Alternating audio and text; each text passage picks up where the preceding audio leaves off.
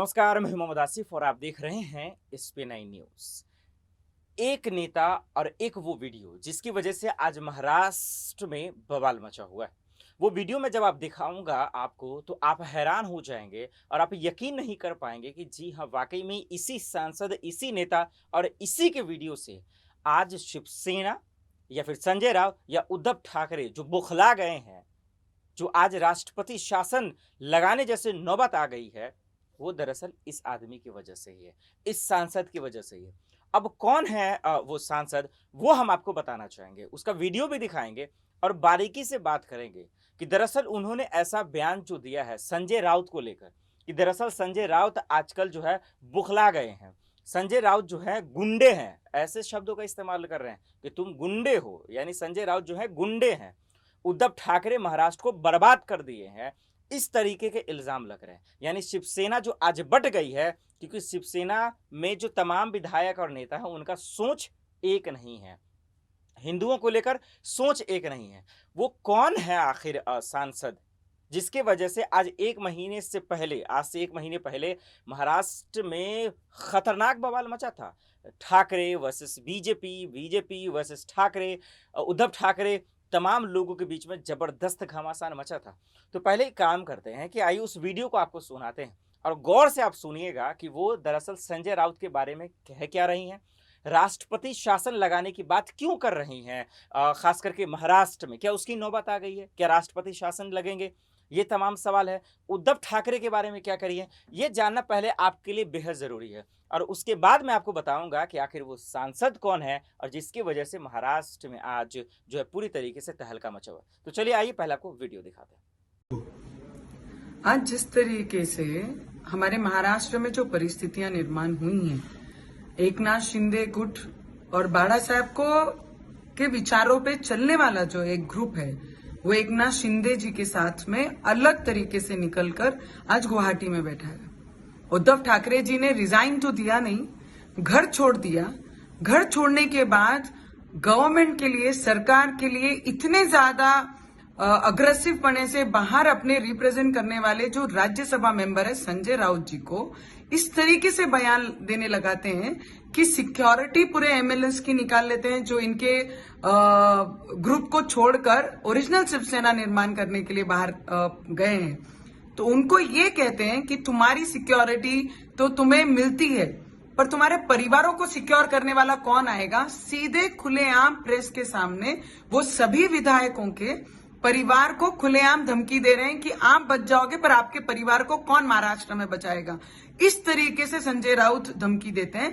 तानाजी सावंत जो विधायक हैं महाराष्ट्र के, आज उनके ऑफिस में ऐसे कई उद्धव ठाकरे के गुंडे भेजकर उन्हें तोड़ फोड़ किया। मुझे एक प्रश्न उद्धव ठाकरे जी को पूछना है, बड़ा आदरणीय बाड़ा साहब ठाकरे जी के एक भी स्पीच में, एक भी विचारधारा में आप कहीं बैठते हैं क्या? 56 साल उनके शिवसेना।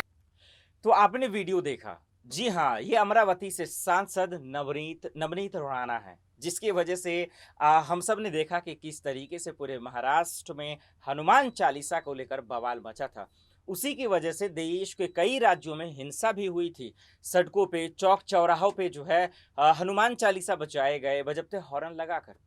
और अब आप सोच रहे होंगे कि दरअसल ये इसके पीछे जो आज शिवसेना में हो रहा है, नवनीत राणा का क्या वजह हो सकता है, उनका हाथ कैसे हो सकता है, यही खेल तो मैं आपको समझाऊंगा। इसीलिए मैंने पहले आपको वीडियो दिखाया। देखिए दरअसल अब आपको समझा रहे हैं कि जब मुसलमानों का रमज़ान का महीना चल रहा था और हिंदुओं का जो महापर्व है, हम सब जानते ही नवरात्रि, वो चल रहा था, दोनों एक साथ चल रहा था। इस बीच में हुआ क्या था, हुआ ये था कि मीट को लेकर इतना मसला फंसा और उसके बाद बीच में आ गया था हनुमान चालीसा। सबसे पहले राज ठाकरे ने बयान दिया था कि अगर अजान बंद नहीं होते हैं तो फिर हनुमान चालीसा जो है मस्जिदों के सामने बजाए जाएंगे लाउड स्पीकर लगाकर।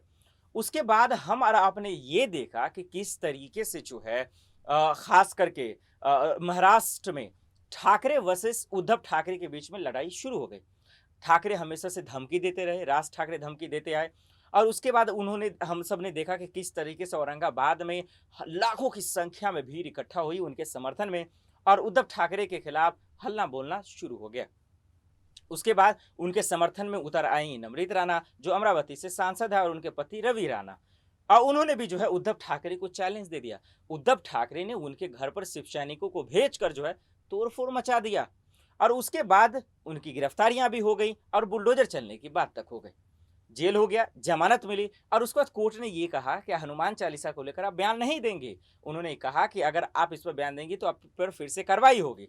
ये तमाम चीज उन पर कहा गया, लेकिन वो कहाँ चुप रहने वाली। अब उसके बाद से जो है शिवसेना के बीच में ठाकरे वर्सेस ठाकरे की लड़ाई शुरू हो गई और उसी वजह से जो है उसके बीच में एक और किरदार आता है, वो है फिल्म अभिनेत्री कंगना रनौत।